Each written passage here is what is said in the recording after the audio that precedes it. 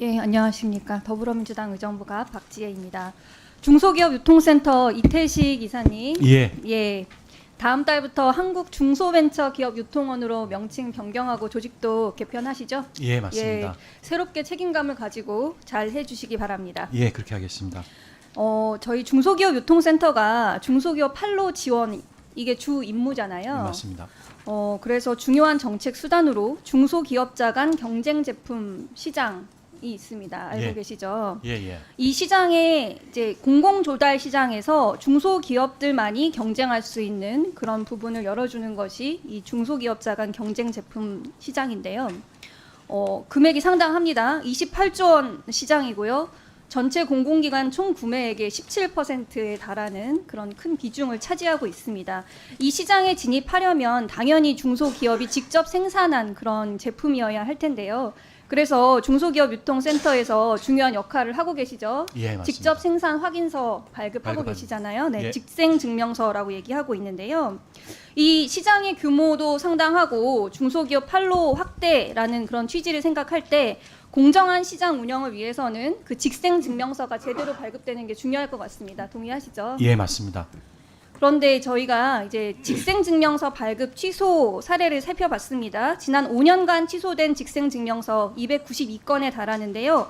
그중에 91%가 직접 생산하지 않고 하도급을 주어서 생산하거나 완제품을 그냥 구매해서 납품한 그런 사례들입니다.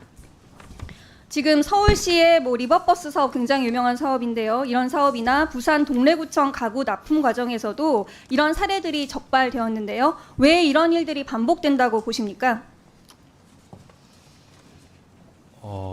이렇게 딸 때는 이제 직생을 딸 때는 똑같았었는데요. 그 따고 난 후에 뭔가 이익이라든가 이런 것 때문에 자꾸 그 규약을 지키지 않아서 저렇게 된다고 생각을 합니다. 아마 네. 이사님께서는 이제 기업들의 이제 사정을 주로 설명하시는 것 같은데 예. 그런 사정이 있다 하더라도 저는 제도를 운영하는 주체이신 예. 그 중소기업 유통공단에서 예. 유통센터에서 더 적극적으로 역할을 해야 된다고 생각합니다. 예, 사정 관리랑 그렇습니다. 사후 관리 측면에서요. 예. 지금 사전 관리 차원에서 발급 단계에서 조사를 하고 있는데 올해 데이터를 보면은 28,000여 건 중에서 실제로 방문 실태 조사가 이루어진 건이 16,500건 정도에 불과합니다. 예. 알바를 고용해서 하고 있다 이렇게 말씀하시는 것 같은데요. 전문성도 그렇고 사실 실태 조사가 제대로 되지 않기 때문에 이런 부정한 그 증명서가 유통되는 게 아닌가 하는 생각도 들고요. 예. 사후 관리도 좀 어려움이 있는 것 같습니다. 예. 저희 사후 관리 좀 위반 사실이 의심되면은 실제로 가서 조사를 해서 이게 취소 처분을 내려야 되는데 이 지금 올해 내용만 보더라도 현장 조사를 전국적으로 진행을 해야 되는데 사후 관리 인력이 3명이라고 알고 있습니다.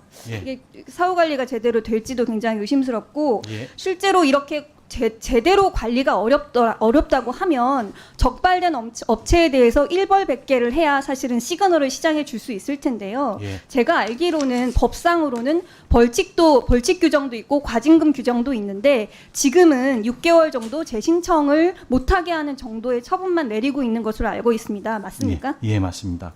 그래서 사실 여러 현실적인 어려움이 있겠지만 이 시장을 공정하게 운영하는 게 진짜 중소기업을 키우는 일이지 않겠습니까? 예. 그래서 사정관리, 사후관리 그리고 일벌백계 하는 측면에 대해서 대책을 마련해서 저희 의원실로 보고해 주시기 바랍니다. 그렇게 하겠습니다. 그리고 저 알바는 네. 아니고요.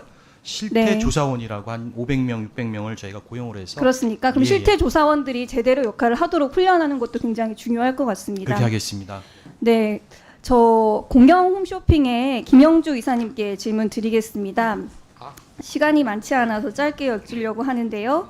지금 보니까 공영 홈쇼핑이 역할이 국내 중소기업과 농축수산물 판로의 확대에 있지 않습니까? 네, 맞습니다. 홈쇼핑 기업들이 많은데 공영 홈쇼핑이 따로 존재해야 되는 이유를 확실히 찾아야 될 것 같습니다. 네, 그렇습니다. 그런데 보면은 연도별로 해외 OEM 제품 판매 비중을 보면요, 최근에 꾸준히 증가하고 있습니다. 사실은 국내에서 생산하는 기업들이 여기서 판로를 열어주는 것에 초점을 두셔야 될 것 같은데요. 예, 동의합니다. 이 비율을 적정하게 관리하는 게 중요하지 않을까 생각하고요. 두 번째로 지금 사회적 기업, 여성 기업, 장애인 기업과 거래 실적을 보니까 최근에 반토막이 났어요, 거의.